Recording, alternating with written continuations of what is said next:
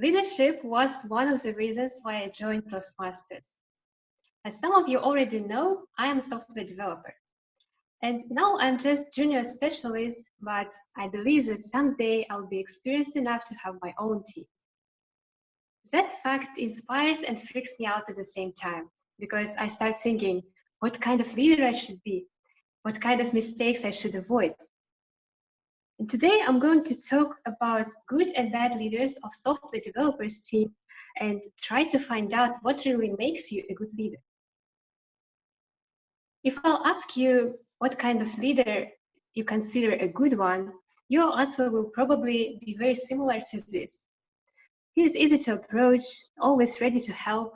He knows how to motivate his team and always listen to his teammates.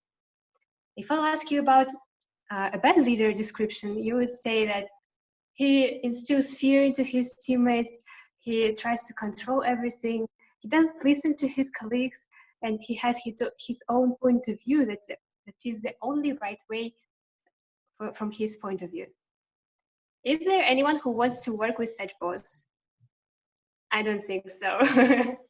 Of course, most of us want to work with the good leaders, but what really makes you a good leader? From my point of view, there are three important qualities that good leaders should have, and today I'm going to tell you about them. First is being friendly. The second thing is mastering art of delegation.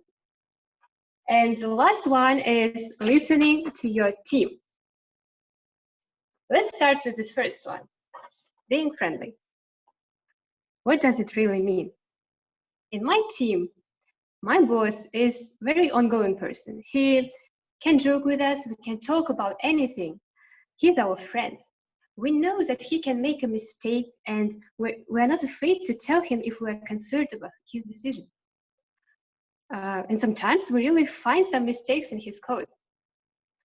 But being friendly might be a little tricky for a boss because some people might start to use your friendship for their benefit. It can be, I'm not necessarily talking about asking for promotion. It might be a simple thing like being late for the work. This is the problem that bad boss never struggles with, right? He behaves such a way that everyone is afraid of him and can be late even for a minute. But if you act like that, you can forget about friendly atmosphere. And some people, like me, might be afraid to tell you about troubles they got during their working day, and that might cost you a lot of working hours. That's why I think that you should be friendly to your colleagues. But also you need to establish some rules and make sure that everyone will follow these rules. Another important thing I wanted to talk about is art of delegating. If you want something to be done well, you've got to do it yourself. Have you heard this phrase before? My friend once told me about his boss. He said, you know, he's so smart, he's so experienced, but he's always so busy. I can't even approach him. When asked why, he said, he does a lot of work.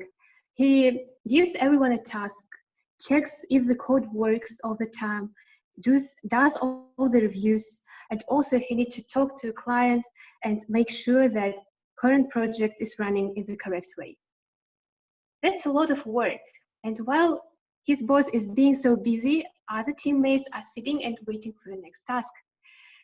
I think that's a big problem.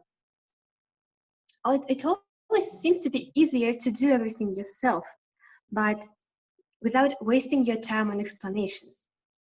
But you're not wasting your time, you are investing your time.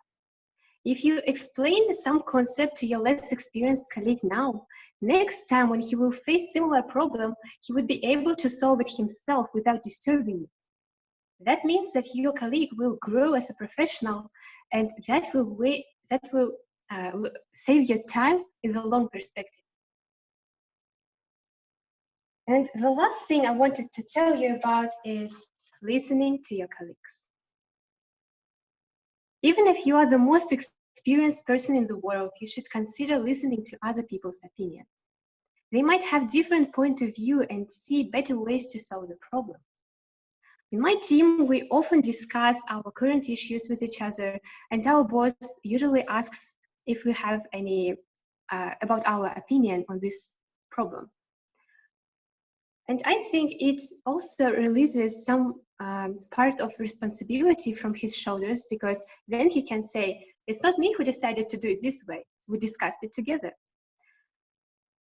But discussion can take a lot of time. That's why a good leader should be able to take the responsibility, rely to his experience, and make the final decision with explanations why he decided to do it this way.